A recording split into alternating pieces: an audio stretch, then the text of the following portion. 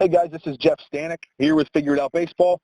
We've got another Figure It Out Baseball podcast for you today, and a really good one, a guy that I think is going to be really good on the call. He's got a lot of energy and just a guy that I think is made for podcasts. His name is Sean Buchanan. He's the recruiting coordinator at Albright College. It's a Division III school in Reading, Pennsylvania. I'll give you a background on Coach Buchanan like I typically do, let you get to know the coach a little bit before we jump into questions with him. He is a Poughkeepsie, New York native. Started out his college playing career at Dutchess Community College. That is in Poughkeepsie, New York. In his 2 seasons there, he was an academic all-conference player both years. From there, he went on to play at SUNY New Paltz. However, his career was basically ended before he got to play there. Had a pretty severe back injury, which ended with a couple surgeries and never quite got back. So he started his coaching career a little bit early. In 2012, he was a student assistant coach at SUNY New Paltz, ended up graduating in the spring of 2012, stayed there to coach in 2013. The 2012 team at SUNY New Paltz had the highest fielding percentage in team history, which Coach Buchanan was a part of there as a part of the staff. And then in 2014, he went to be an assistant coach at his previous alma mater, Dutchess Community College. He then spent 1 semester as the hitting coach at Bard College, which is a Division III school in Red Hook, New York. Then from 2015 through 2017, he was the hitting coach recruiting coordinator at Ave Marina University, an NAIA program in Naples, Florida. While he was there, the team set the school record for home runs in 2015 and then again in 2017. And the 2015 and 16 classes had NAIA recruiting classes that were ranked in the top 5 nationally. In 2019, he was an assistant coach at Desales University, a Division III in Southeast Pennsylvania. And then he spent, in addition to all of the college coaching, he spent 5 years coaching in the Perfect Game Summer Collegiate League, where he ultimately coached 14 guys that would eventually be major league draft picks. He spent time in that league with the Cooperstown Hawkeyes as well as the Albany Dutchmen. This will be his first spring at Albright College. Coach Buchanan has also recently became a certified biomechanics specialist, which is a really cool thing that we'll probably get into during the podcast. Sean Buchanan, really appreciate your time being here with us today. Thanks for having me on, man. I'm fired up to be here. Good. Well, let's. I like to typically start with something from the bio, as listeners to the program know. And the first thing that I'd like to get a little more. Just to find out what happened with the back injury. It's a really tough break anytime anybody loses a playing career for injury. Is that something that you mind talking about a little bit, just to kind of tell us what that was like, as a 20-year-old, 20-year-old kind of having that kind of an injury? Yeah, so it was tough. It was really tough at first. I ended up somehow, some way, managed to blow out a couple discs in my lumbar spine. That resulted in what would eventually be 2 microdiscectomies. A ton of rehab. To this day, I still don't have feeling in half of my left foot, which is something I continue to deal with every single day. But it's one of those things where, in the end, it kind of ended up being a fortunate accident, because it set me on the path that brought me to where I am today. So, really, in the end, I wouldn't change anything about it. And I think that it was something that was meant to happen, and helped me eventually grow to the coach that I am today. Did you know that you wanted to coach at some point before this happened, or was the coaching something that came on basically when you couldn't play anymore, and that was just sort of an opportunity in front of you? Yeah, so I've been obsessed with baseball my entire life, and in high school baseball was the greatest thing in the world. And I'm sitting there, and I want to do this for the rest of my life. I want to teach and be a high school baseball coach. And then I got to college, and it's like, college baseball is the greatest thing that's ever happened. I want to be a college baseball coach now. And that was kind of my mindset. And when the injury happened, very fortunate that the head coach at New Paltz at the time, Matt Griffiths, he turned around and looked at me and said, "Hey, you could be pretty good at this coaching thing. Why don't you stick around?" And that kind of was the first domino that set everything off for me. Very cool. You may have just answered this, but is there a coach that you've had or an influence that you've had who's had kind of the biggest impact on your coaching career? You're still a pretty young guy, but is there anybody that stands out that's kind of helped you maybe more than anybody else to get where you are? Oh man, I mean, there's been a ton along the way. One of the coaches that comes to mind first is Al Hamill. Al Hamill was he was my high school baseball coach, kind of a local legend from back home in the Met system for a long time. And one of my first baseball coaching jobs was with him in the summer doing youth camps. And he's been a huge influence on me, and he was kind of the first guy where I looked up to him and said, like, that's what I want to do. I'm going to be like that guy. So he's definitely the first one that comes to mind. Awesome. Now that you're in the coaching world, you've been here for a while, obviously. You've been at several different places. But when you look back to yourself, on yourself as a player, is there anything from your playing days that you learned that you kind of carry with you now that helps you to coach other guys that may be similar type of players to you? Well, the kind of player that I was not a very good one. I'm just going to be honest with you. I never showed up at the ballpark and was the best player on the field. But looking back on that, I think that's what's helped make me a better coach, because ever since I was out on the local fields back home, I had to figure it out. I couldn't just show up and be the best. I had to work really, really hard all the time just to earn a spot. And through that, I think that's what's kind of turned me into a coach even at a young age, because I'm sitting there, watching videos and just trying to learn and pick up the little things and paid attention to all the little details, because I thought that's where I could make or break myself, was in those details. And so my playing career is as unimpressive as it was. I think that it had a huge impact on me becoming a coach. Well, I think a lot of the best coaches out there were not very good players, and for no other reason than you probably had to work a little harder, and you probably had to do a little more research, and sometimes I think guys that the game comes very naturally to them, they have a hard time relating to players that aren't that way, and they have a hard time doing things other than like the exact way that they did it. So I think sometimes it's a good thing for a coach. I think there's a lot of coaches out there at every level, all the way through the major leagues, that weren't really good players at the level that they're coaching, but have figured it out as a coach. Maybe that's one of the reasons why. I don't know. Yeah, I definitely think that's a huge point. So, ever since I was a little kid, I just figured it out. So now that you're, again, on the coaching side of things, you've obviously had your challenges as a player. What's the most challenging thing that you experience as a coach, whether it's, dealing with players on a day-to-day basis and their inconsistencies, or whether it's off the field stuff, just, kind of bouncing around from place to place, trying to find a college that's the right fit. It could be, any of those things. Doesn't need to be like on the field thing. What do you find the most challenging thing to be with being a college baseball coach?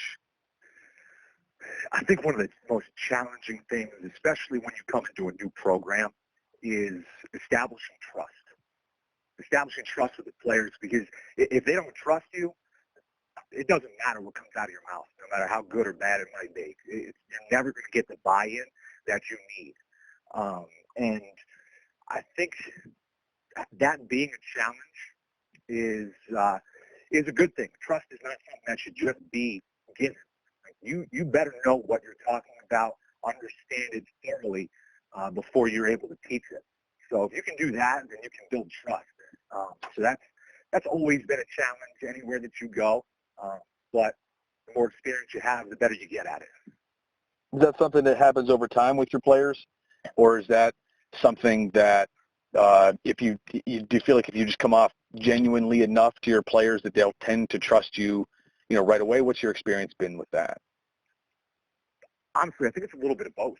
I think that the deep-rooted trust is something that is built over time, and there's no substitute for that.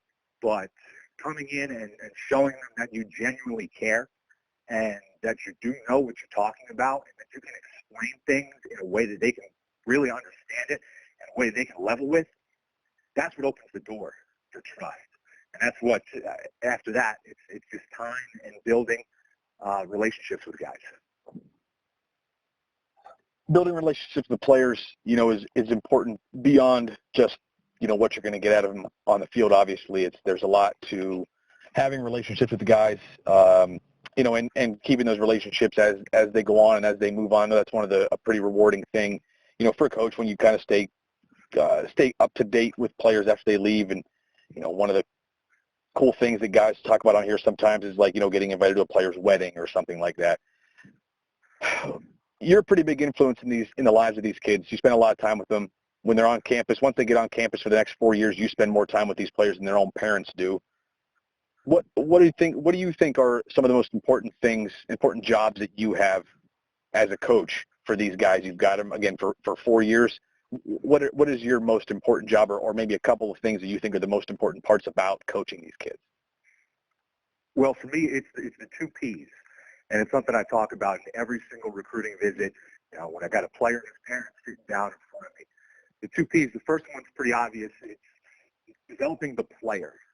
I mean, obviously, you're here to play college baseball. It's a huge part of your whole college experience, and that's the obvious thing. You're baseball coaches, you're baseball players. We're going to develop you as a player. But the other P, and the most important part, is the person. Our job is to develop these guys not only as players, but as people as well, and arm them with the skills and the experience that is going to help set them up for the rest of their life. So that's what I think the 2 Ps: develop them as a player and develop them as a person. And when they know that you're invested in them, not only as a player, but as a person as well, I think that's where you really see guys take off and realize their full potential, both on and off the field. Potential, another P, 3 Ps when they come to visit you guys. So let's talk about recruiting a little bit. You've been a recruiting coordinator at a couple different schools. It's something I know that you're passionate about from our conversations that we've had, outside of this podcast. When you are recruiting and you bring a player into campus, what are some things that you try to sell in your program to a player that's coming to visit you guys? What separates you from the other schools that kid is going to go to visit over the next couple of months?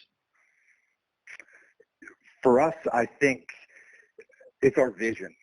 My vision for not just the Albright program, but any program that I've been a part of has been to help create an environment that inspires guys to maximize their full potential, that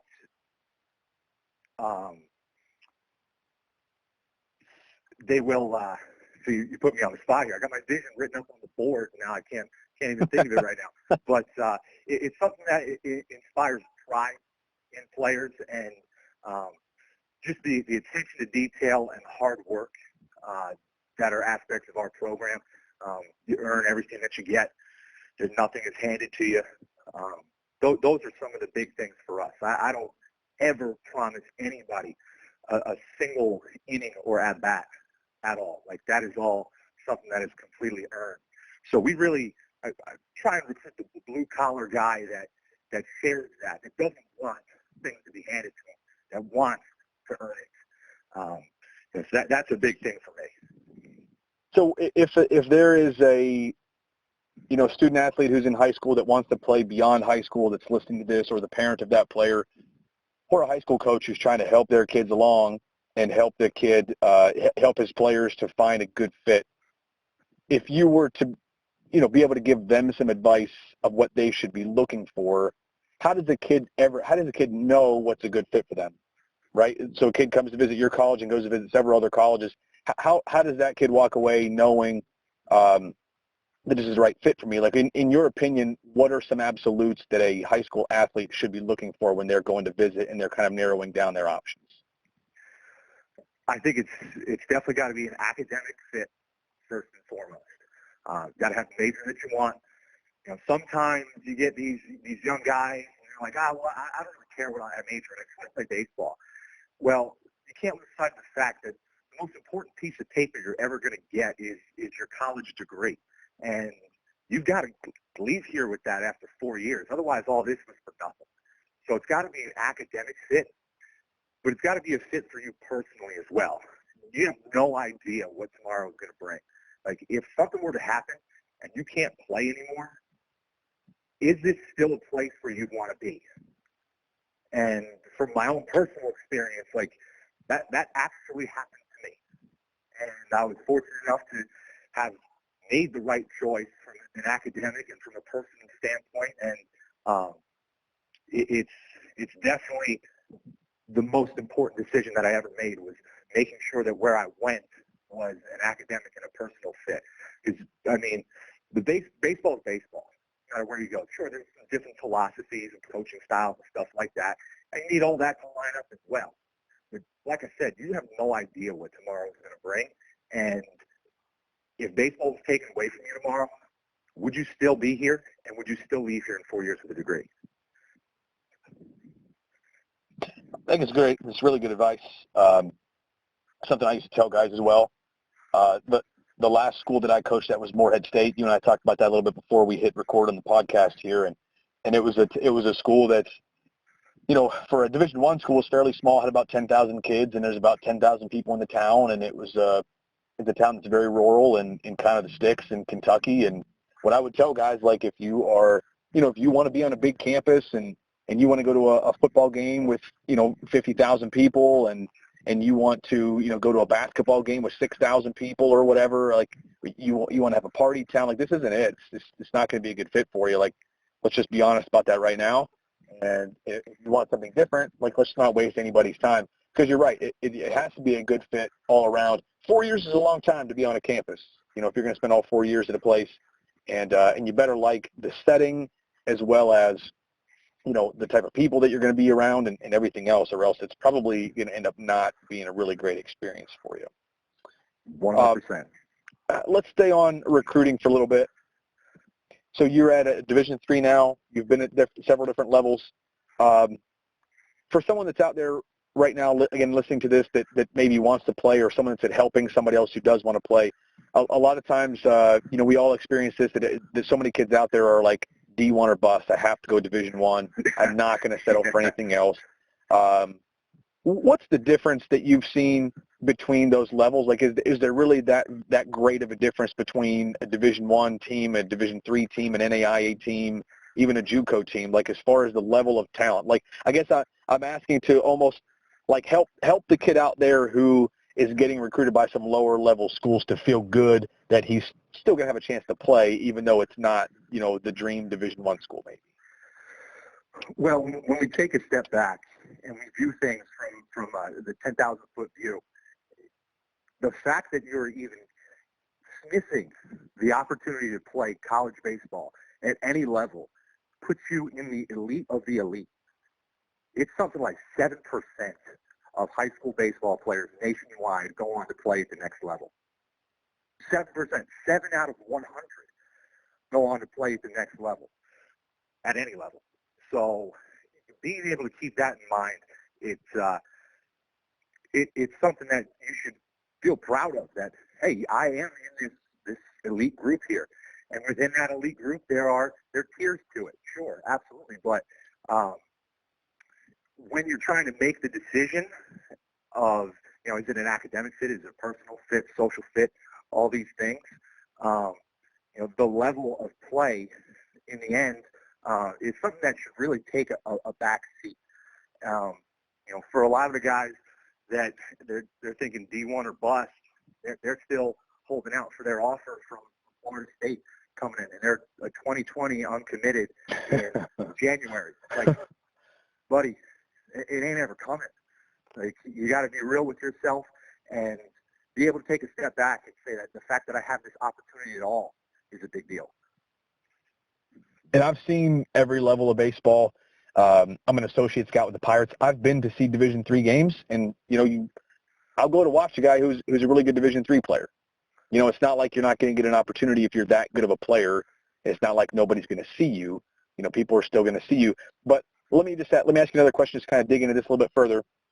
Once your guys are on campus, you have guys competing at the Division III level. Like, do they, once they're on the field, is there the type of competitiveness? Is there the type of talent, in the other dugout that still makes it a very enjoyable level for the guys that are there? Like, I guess the question is, do the guys that are on campus, are they still looking at themselves like, I'm just a Division III player? Or, I mean, is it competitive enough that they have a really good experience with it and they really, enjoy the level of competition once they're there? And again, saying this to like help the kid out there who's maybe getting recruited to that level so that, so he realizes it's not a slight. It's a pretty darn big deal. I mean, what's it like once your kids are actually on campus and competing against other teams?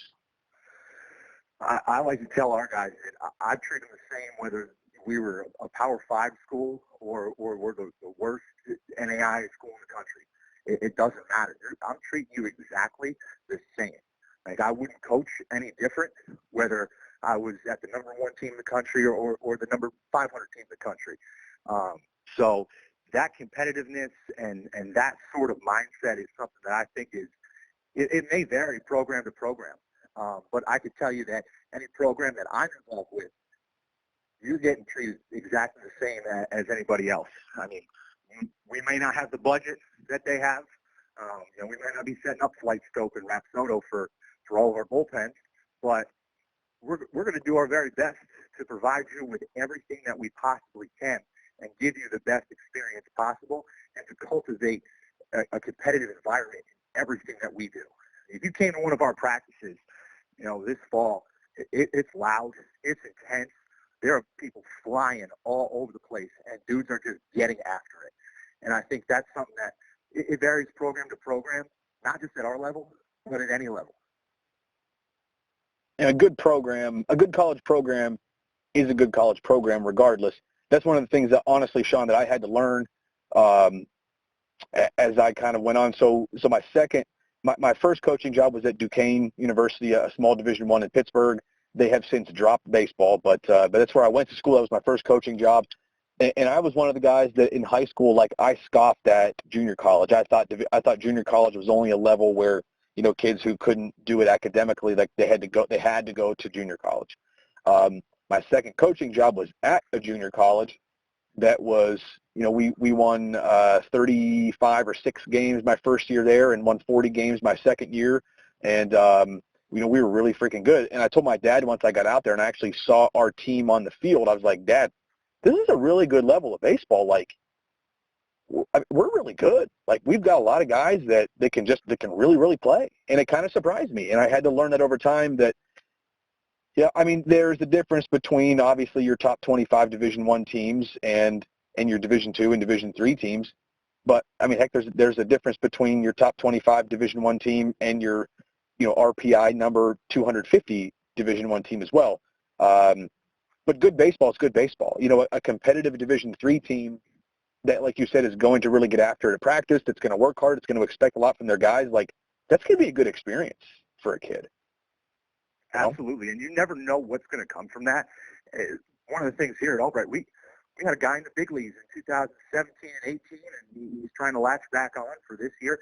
We had a big leaguer alumni recently here at Albright, and there's kids that are like, I don't want to go D3 or anything like that, but they're talking to schools out there who haven't had a draft pick in 25 years.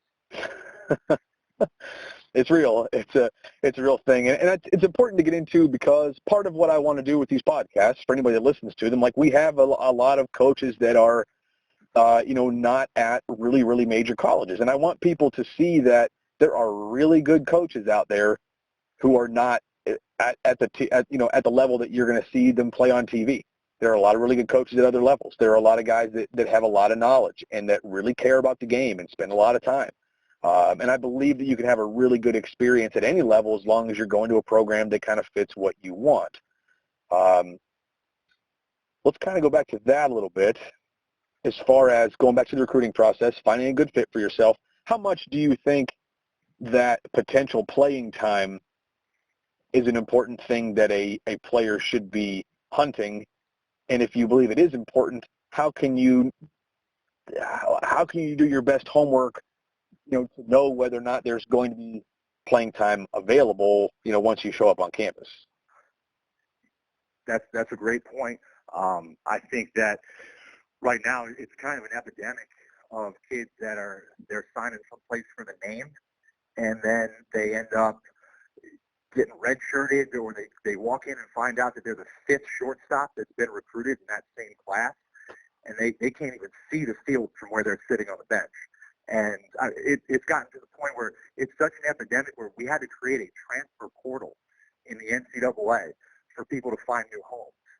So your ability to get on the field, or your opportunity to get on the field, is something that you absolutely need to keep in mind when you're making your decision. Not just what's cool for your Twitter profile. It's, am I going to be able to play? And there's a couple ways that you can really look into that. Just look at the roster breakdown. If I'm a catcher and the school I just went on a visit at has 3 underclassmen catchers already on the roster and a junior who started every game as a sophomore, me coming in as a freshman, like, I'm going to have a huge uphill battle to get on the field at any point. So that's something that I think you need to consider and to look at. Look at the roster. How many guys are they carrying?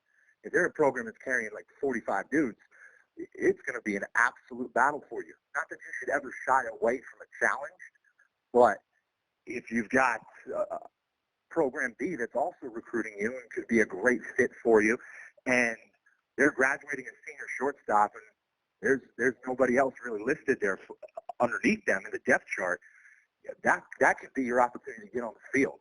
If you ever want to make it to the next level, if you ever want to be something in this game, like, you got to play. You got to be in it. Yeah, and I can speak from, for some of that, again, from personal experience in some situations. And, you said a really significant thing there, that you never, as a player, you want a challenge, and you want coaches to see that you want a challenge. You don't ever want to back away from a challenge. But at the same time, like you said, if you go to a team, if you're a catcher and you go to a team that's got 300 class catchers and one of them started every game last year and he hit 325, I guess one way to look at it is, well, I'm going to beat that guy out and I'm going to be, an all American catcher for that team. Well, I don't know. I guess I can see that to a point, but I also think that, like you said, the team that doesn't necessarily have the starter lined up and is at least having kind of an open competition for who's going to start next year, like, that's just, it's the better decision. I'll just say it out, outright. It's a better decision because you've been coaching long enough. You rarely see a player who really enjoys their college career when they didn't play. Rarely is a guy happy sitting for more than 1 year. Rarely do you have a guy that stays on a roster, I would venture to say, for more than a couple years without significant playing time. It's just, there's a lot of work that goes into it, and to not, at least have a chance to be on the field is a very tough thing. So I think that's a really significant part of the recruiting process. How honest do you think coaches are about that when guys when guys are coming on visits? How open and honest are coaches about playing time? Not just at your schools, but like at other schools. Kind of what you hear from other coaches and what you hear from other recruits. It really depends. No, I would never name names. I'm not going to put my foot in my mouth out here on the podcast. But I do know that there are a lot of great coaches out there who are upfront and honest about everything that goes on within their program, and they're upfront and honest about opportunities. But there are also coaches out there who maybe have a little more self-interest in mind. And there's been more than a few circumstances where, you hear about a player or a player who went someplace and they were really only recruited there to keep them away from somebody else. It's an arms race in college baseball, and you see that from the way like facilities are getting built, the way the teams recruit. Just go on Twitter, go on Perfect Games. How many guys are committed to school X in like the 2025 class right now? Like, there's no way all of them are possibly going to play there. You just can't. There's not enough roster spots, not enough jerseys to give out. So unfortunately, that becomes part of the business. To a certain extent, I can even understand it because there's a lot of guys out there where your entire livelihood depends on whether you win or lose baseball games. And you got mouths to feed at home. So the casualties that come along the way, it's kind of the nature of the beast at times. It's unfortunate. I don't think it should ever be that way, but it is.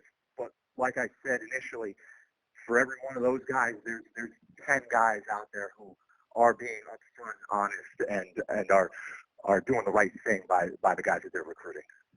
So the best thing that you think that guys can do is what you've already said, just sort of make sure it's a fit.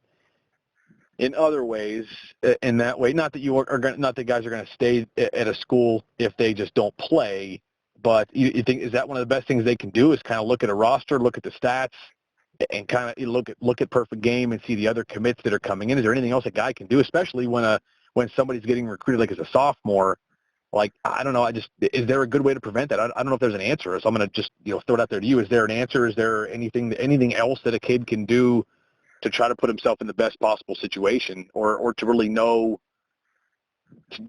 how upfront and honest these coaches are being with them? Yeah, it's do your homework. Do your homework. I mean, we got Google Magic now. There's an infinite number of articles and websites and resources that you can use. They're at your fingertips. And if you work hard enough and you do your homework well enough, you can get a pretty good feel for what the situation actually is. Having a good support system of high school coaches or travel coaches or your hitting guy or whoever, having them as a support system so they can maybe reach out. Maybe they already know somebody or know somebody who knows somebody who knows the coach at school X, Y, or Z. That can get you a little insider information and help you make a better informed decision. What are your thoughts on how early kids are committing now, especially to the higher levels? I'm sure there's a trickle-down effect. I don't know exactly what the timeline is, for you guys to start getting commits, but I know that everything is earlier than it was 5 years ago. What are your thoughts on just the health of the game and of kids committing as like freshmen and sophomores in high school? Good thing, bad thing for the game? What are your thoughts on that? I think it's outrageous, to be completely honest. It's ridiculous. You have no idea what a freshman in high school or even earlier, before some of these rules changed. You got eighth graders committing. This kid, he's worried about whether he's got to go get his braces taken off or not, or who's he going to homecoming with? And he's 5'10" and 140 pounds. Like, you don't know how that is going to end up working out. It's an unfortunate thing. A lot of guys, they end up getting phone calls. They've been committed to someplace since they were a freshman in high school. They get a phone call their junior year, and they're just like, yeah, hey, sorry, we're not going to have room for you. That actually happens, and it happens way too much. But there's not a lot of, some kids can do, especially the highly rated prospects. I mean, that's when a school offers you, I guess, what do you do? So maybe it's a tough thing, for some kids. So if there's a kid out there, is there any benefit to waiting? I mean, is there anything that good can come out of it, or do we have to sit on our hands and wait for the NCAA to change things, like for this to get better? If there's a really highly recruited kid out there, is there really an option to wait at this point? Oh man, and it's such a tough question, because again, it's kind of the nature of the beast where kids are getting offered earlier and earlier. I do think that if you're good enough, like, the offers are going to be there. I get wary when somebody says that they gave me 24 hours to decide. Like, I had to pull the trigger. Like, those phone calls go on. Like, I need 24 hours. I need your answer. If you have somebody putting that kind of pressure on you, especially as a young kid, you're in high school or a high school underclassman, and somebody is asking you to make the biggest decision that you are going to make in your life up until this point of your life, someone's asking you to make that in 24 hours, like, do they really have your best interests in mind? Or do you think maybe you have 24 hours before I offer this to somebody else, which means that there's, Joey Smith is getting this phone call from big school ABC, and there's 10 other Joey Smiths on the line.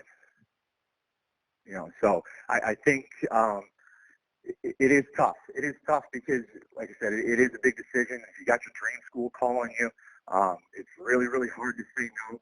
And I'm not saying that you should say no as a high school underclassman, but if you're good enough, the offers are going to be there, the offers are going to stand, and there's more coming.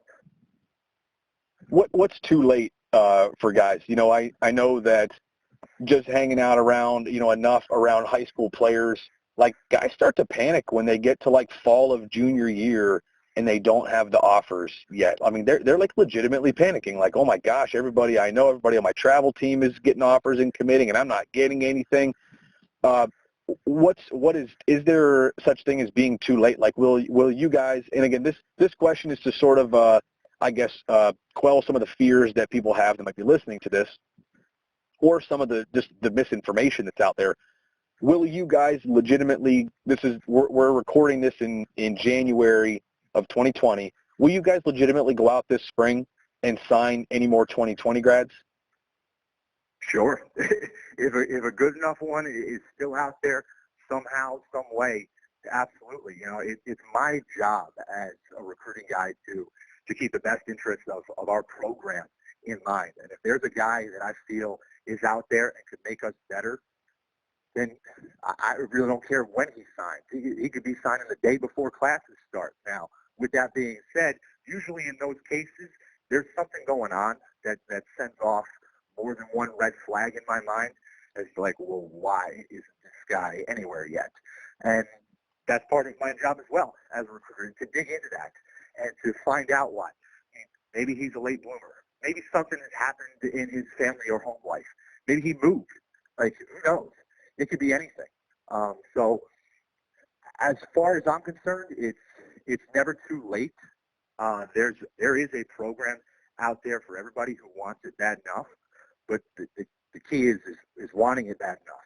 Like, if you're sitting around and you're 2020 and you're unsigned in June and your only offers are coming from school out in Montana, but you don't want to go there, well, then you don't want it bad enough.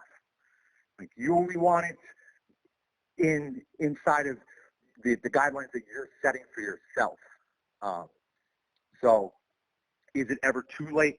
No, but I understand how it's getting earlier and earlier, and how people, they don't want to have to think about this their senior year of high school baseball, where they think that every at-bat is going to dictate whether they get to play the next level or not. For me and at our level, a really comfortable place for guys to be signing with us or schools at our level is the summer and fall of senior year. I think that's, if you haven't gotten any nibbles or you don't know what you're doing at that point, like, you need to kick it into high gear a little bit and make sure that you at least have some options moving forward.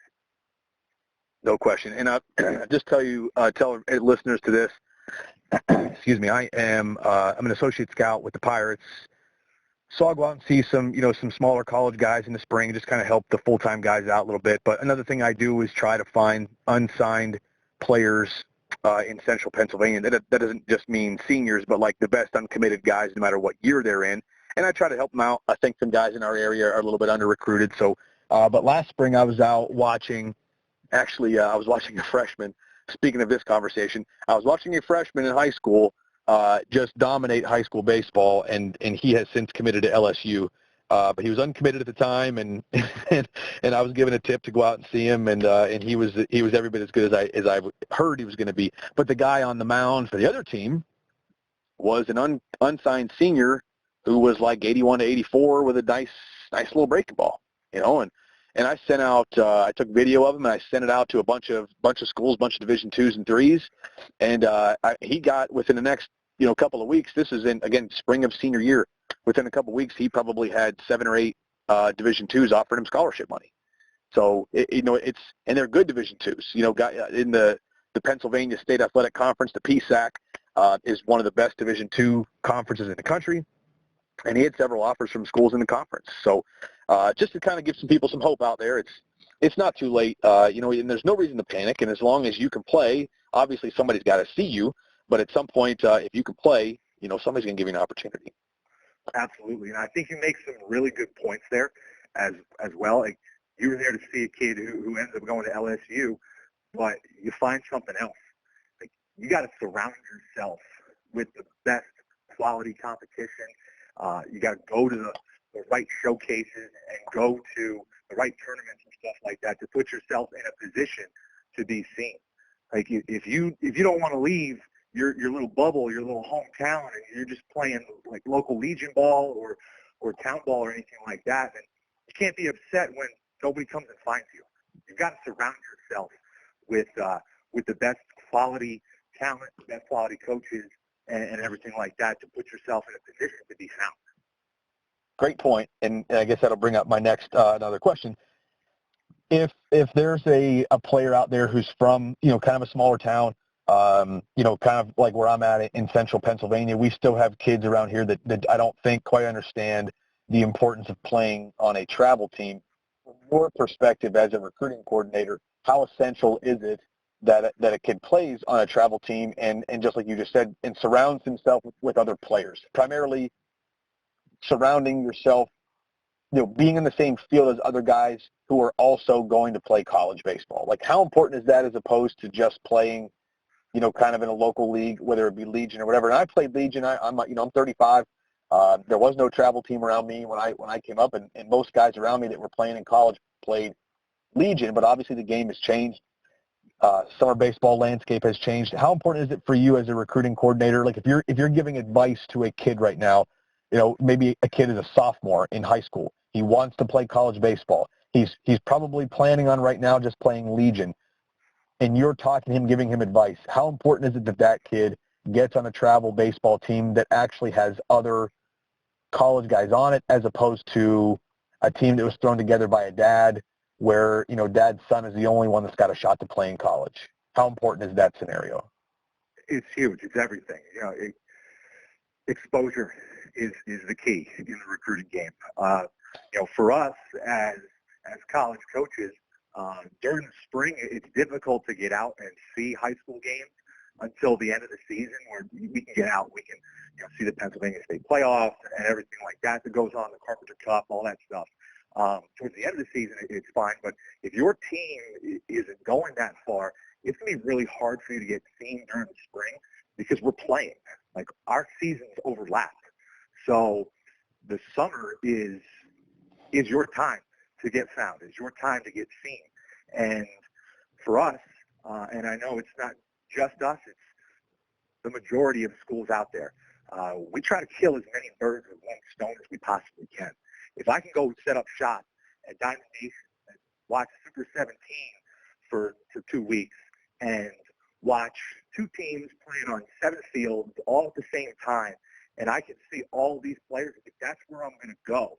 I'm not going to bail on that opportunity to go drive to the middle of nowhere to watch one guy that I heard might be good playing on a team that I don't know anything about. And that's just the nature of the beast. So making sure that you are involved in these big competition tournaments and stuff like that is huge, because that's how you're going to get seen. And that's how you end up on the field against the guy from LSU when you got 15 scouts all sitting behind the backstop. Not all 15 are going to get that one guy.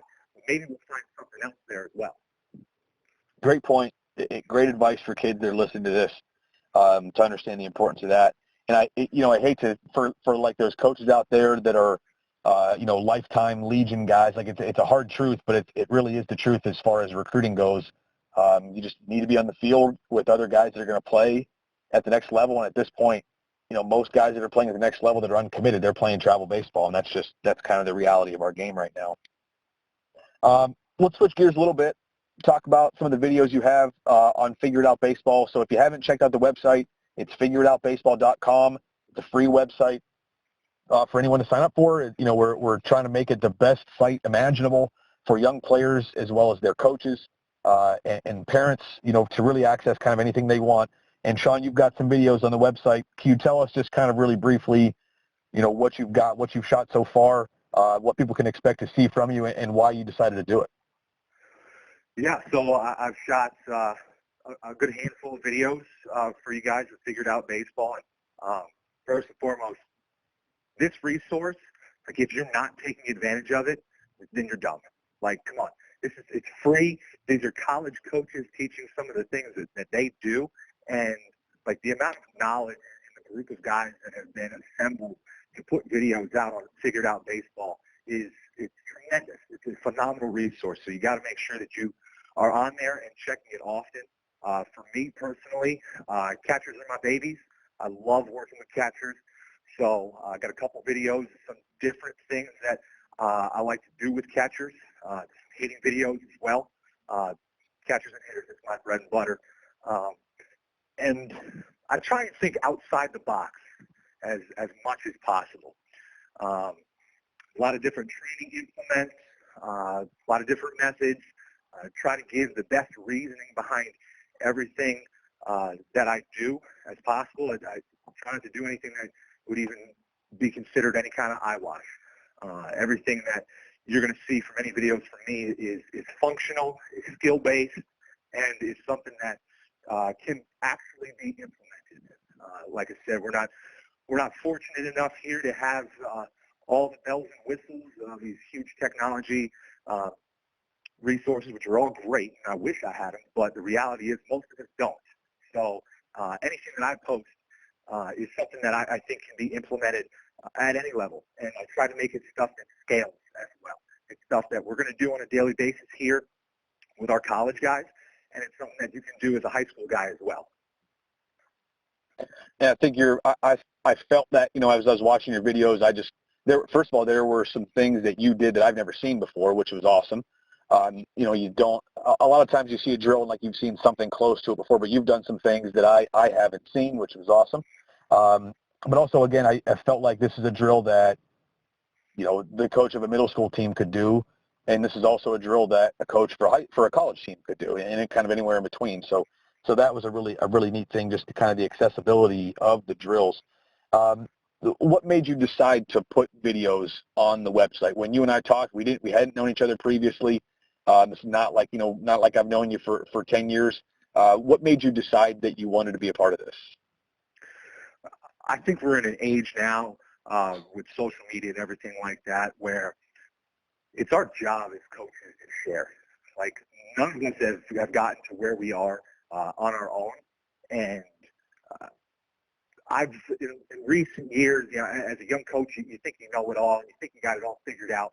But as soon as you could take a step back and admit to yourself, like, I don't know anything about anything. I got some ideas that I think can help, but none of us have this game figured out. So when I saw this, and I saw this community that is being built with Figured Out Baseball, I was like, this is a great resource to help grow our game, help get our ideas out there, and help share. I love watching some of these Figured Out Baseball videos because I'm learning from them too. Like, I get fired up when I see one pop up in my Twitter feed. I'm like, oh, here we go. We got some fresh meat here. Let's dig into this and see what we got going on. And I know that you're a guy that likes the conventions. You like going to other, see other people talk and listen to what other college coaches are doing.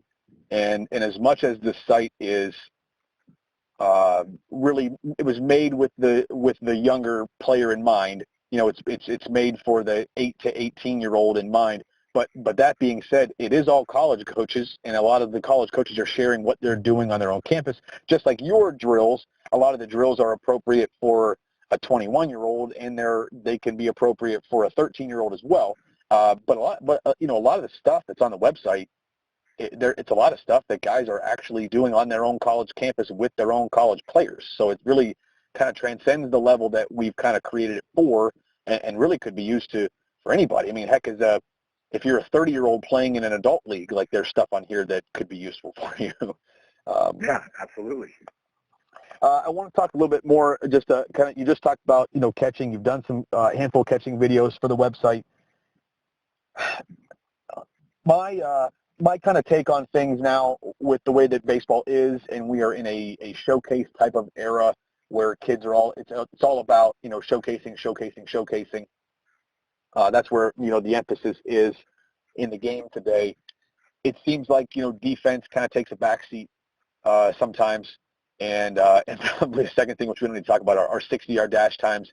It either seems like a guy's like a 6'8" runner or he's like an 8 flat, and there's not a whole lot in between. It's like guys that can't run, they just concede they can't run. But we can talk about that in a different podcast. But as far as defense goes, sometimes defense is not as valued as maybe a college coach would like it to be. But let's talk specifically about catchers. When you are watching a high school catcher, what does a kid look like that you see and say, I'd like to work with this guy. I want to recruit him. I like him defensively. Describe that defensive, not offensively, but describe that defensive catcher to me in high school that you believe is a recruitable athlete for you. Well, one of the things that I get drawn to with catchers is how comfortable they look, the comfortability with the position. Just a guy having, people talk a lot about feel, and it's kind of an intangible thing, but if you're comfortable behind the dish and what you're currently doing and how you handle pitches, how you handle staff, you show a little bit of athleticism, and you show that you're in control, like that is one of the biggest things that I look for in a catcher. Because if you're currently comfortable in what you're doing, we can build off of that. When you got the guy he's in like a semi-half squat, he's got two hands on the mitt, and you're just like, we are really far away from anywhere that we need to be. But when we got a guy who's back there and he's manipulating the baseball and just looks calm and in control of everything, that is one of the biggest things that I look for, especially because it's such a beautiful position because there's 8 dudes that are staring right at you the entire game. So the energy that you give off is contagious. And the 8 guys that you're looking back at them, like you need to show them that hey, we're all right here, fellas. We're going to be fine, and we're in control of this game. And you're involved in every single pitch. So being able to show that is huge in my mind, and it's like the number one thing that I look for in catchers. Is there a major leaguer that you have kind of in the top of your mind that you can point to that would give listeners to this an idea of a catcher? Because even among major league catchers, some of them are much more natural and fluid looking than others. Is there? I have a couple in mind myself, but is there anybody that you have in mind that you feel like is just kind of the primary example that a kid should watch and be like, catch like this guy? I think JT Realmuto is number one. He's the most popular guy right now, and especially being in the greater Philadelphia area over here. Everybody knows about JT Realmuto and how good he can be. So any chance I get to show video of him with my catchers is huge for us. Because you want to catch like that, dude. I've paid money to go to Citizens Bank Park just to watch JT Realmuto catch. All the other stuff that happens is cool and great, but like I want to see that live. And the other guy that maybe not everybody knows about, West Coast dude playing for the Padres, Austin Hedges. He's another guy that dig into him, man. He's about as good as it gets back there. Probably doesn't get as much love as he should because he's way behind Realmuto with the stick, but he's right there in terms of the ability to play the position. There's a little bit of an older guy, too. There's a former Pirate, but still hanging around, Russell Martin, that to me, when I used to watch him catch, it was just like I've never seen that kind of fluidity behind the plate. He looked like a middle infielder. He looked like a really smooth Latin shortstop playing the catching position. It was just like, I don't know, just something about him was a little bit different. Somebody that I, going back to probably 2013 or somewhere in that range when he was with the Pirates, like a guy that I kind of really took to behind the plate as well, that I think said, a little bit older guy, but, another guy that kind of has that quality about him. Yeah, people went crazy when the Pirates signed him to that big contract. Big Day to Baseball, great book, and it profiles a lot about how the Pirates were able to stay competitive and what they were looking for in players. And Russell Martin is one of the guys they talk about at length in that book, and what a game changer he was because of his ability to receive the baseball. You know, the way that counts can swing on a hinge with just one pitch is incredible. People, you don't think about it. 1-1 count. The difference between a 1-2 count and a 2-1 count is like 300-something batting average points. Like, you are literally affecting that at bat. If you can win a borderline pitch for your pitcher and swing that 1-1 count to a 1-2 count, and if you're affecting an at bat, you can affect an inning. And if you're affecting entire innings, like, you can have a huge impact on the game. And that's something that I try and drive home with catchers every single day. Take pride in what you're doing back there, because, you know, the average Joe Schmo fan watching, he's got no idea how big of an impact you have back there. It's like the offensive line in football. Like, those guys, you get no love. You get no love. But without them, like, you got no shot. Absolutely. One or two more questions, just kind of sticking with catching a little bit. So you want a guy that seems that's natural back there, that's kind of has control of the game and just seems very, I guess seems like he's very natural, very fluid, and can win those. You like the guy that can win the borderline pitches when he's receiving. How much are you looking at the showcase type of tools? You go to a showcase, and outfielders, the only thing they really get to do is show the arm off. They don't get to show how they can track a fly ball. Catchers, they're going to throw it on the second base. There's some cheating that's involved there. The pop times may not be totally realistic. How much are you looking at a guy's catch and throw ability, when he's actually in a game situation? How much is that an actual part of the recruiting, just so, again, for people that listen to this, for them to get a realistic idea of what a college recruiting coordinator is looking for? Yeah, for me personally, if we're in a showcase setting and the catchers are running their pop time, there's days where I don't even take the stopwatch out. Like, I'm not really concerned with what the pop time is. I'm more concerned with what your movements are about. Like, are you something that we can work with? Are you a guy that, hey, with maybe one or two little adjustments here, we could shave a significant amount of time off of that pop? So whatever it is right now doesn't really matter to me. I know that we can make it better by the way that you're moving back there. Now, obviously, you can see if somebody, there's just no arm there whatsoever, and you can grab this pop time on a sundial, like, all right, that's a whole different animal.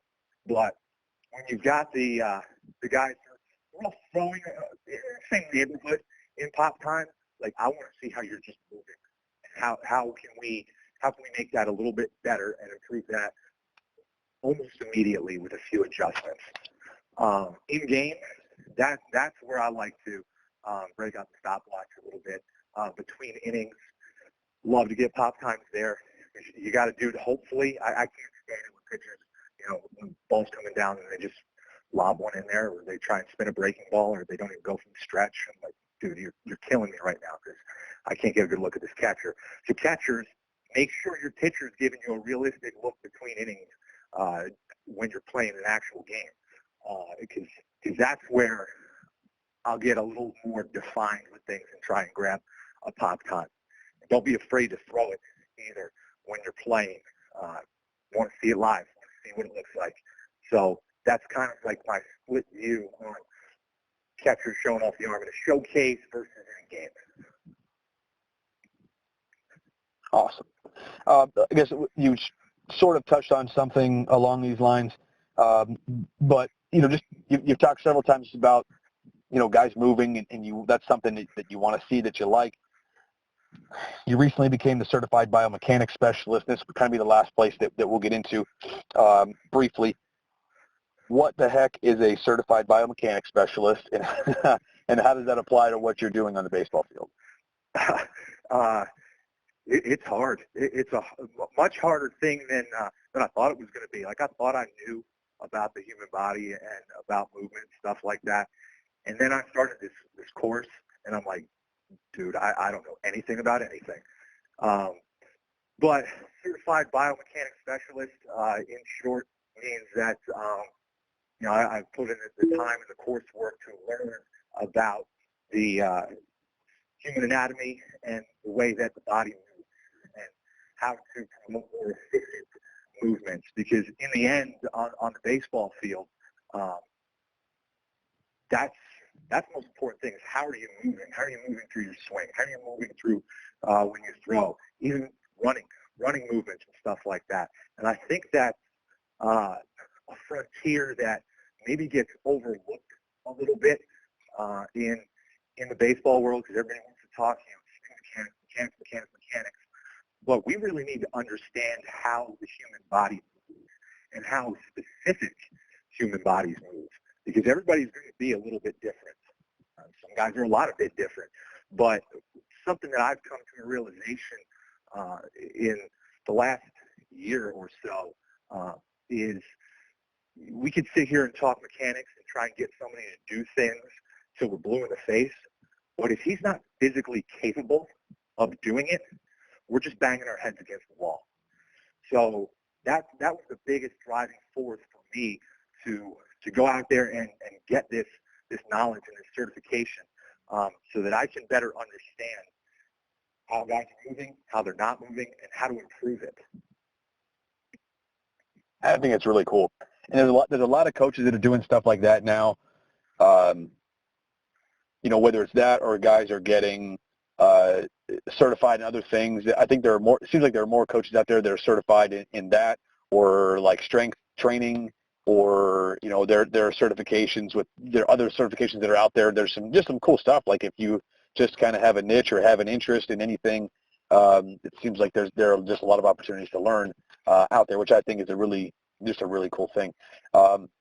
This is Sean Buchanan, everybody. He is the recruiting coordinator at Albright College, Division III school in Reading, Pennsylvania. It's been a real pleasure, Sean. It's this hour's flown by. From what I can see and just from what I know about you, you're a high-energy guy, a student of the game, and a grinder, and a guy that I think is a perfect fit for Figured Out Baseball, and somebody that I'm looking forward to following, throughout this spring and as your career progresses in college coaching. So it's been great having you here today, and I've really really enjoyed this podcast with you. Well, thanks for having me on, man. This has been awesome. Yeah, I agree. I will have to have you back again sometime. Want to wish you all the best and the team all the best this spring, and hopefully you can be a regular here on Figured Out with between videos and podcasts. We'd love to have you around a little more often. Thanks again, Jeff. I appreciate it.